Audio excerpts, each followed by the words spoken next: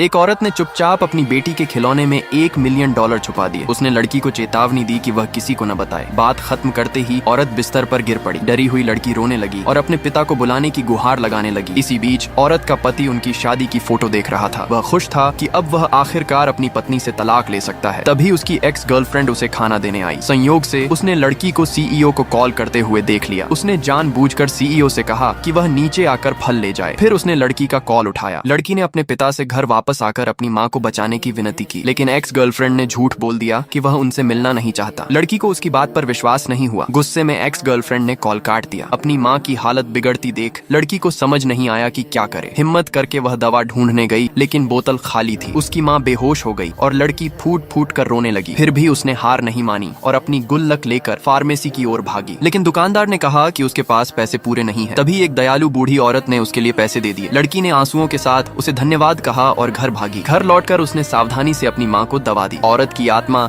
अपनी बेटी को गहरे दुख के साथ देख रही थी। तभी सीईओ का फोन आया जो तलाक की मांग कर रहा था। लड़की ने झूठ बोल दिया कि उसकी मां सो रही है और उसे परेशान न करने को कहा। फिर उसने फोन काट दिया। जब उसने देखा कि उसकी मां का शरीर ठंडा हो गया है तो उसने उसे गले लगाकर गर्मी देने की कोशिश की। कुछ ही देर में लड़की भी सो गई। अगले दिन उसने देखा कि उसकी मां अब भी नहीं उठी है। जैसा वह हमेशा करती थी, उसने अपनी मां के पैर गर्म पानी से धोए। वह उसे कहानियां भी सुनाती रही, लेकिन लड़की को यह नहीं पता था कि उसकी मां की आत्मा हर समय उसे देख रही है। इसी दौरान पड़ोसियों ने घर से बदबू आने की शिकायत की। उन्होंने लड़की के पिता को बुलाया। वह अपने बॉडीगार्ड्स के साथ आया और अंदर भागा, लेकिन लड़की अपनी मां को सूप पिलाने में लगी हुई थी। एक्स गर्लफ्रेंड ने कहा कि लड़की की मां पहले ही मर चुकी है। लड़की गुस्से में आ गई और इसे श्राप समझने लगी, लेकिन उसके पिता ने उसे रोक दिया। उसने बॉडीगार्ड्स को आदेश दिया कि वे शरीर को ले जाएं। लड़की जितना भी चिल्लाई, वे उसे वहां रहने नहीं देते। अस्पताल में लड़की ने एक बूढ़ी औरत को कहते सुना कि एक पवित्र पहाड़ पर अगर कोई 100 बार घुटनों के बल बैठकर प्रार्थना करे तो भगवान उसकी इच्छा पूरी करते हैं। लड़की ने अपनी मां को उस पहाड़ पर ले जाने का फैसला किया। अगले दिन वह बड़ी मुश्किल से अपनी मां को लेकर वहां पहुंची। हर कदम पर वह घुटनों के बल बैठकर प्रार्थना करती रही। उसने भगवान से अपनी मां को जगाने की विनती की। जब वह 99वीं प्रार्थना तक पहुंची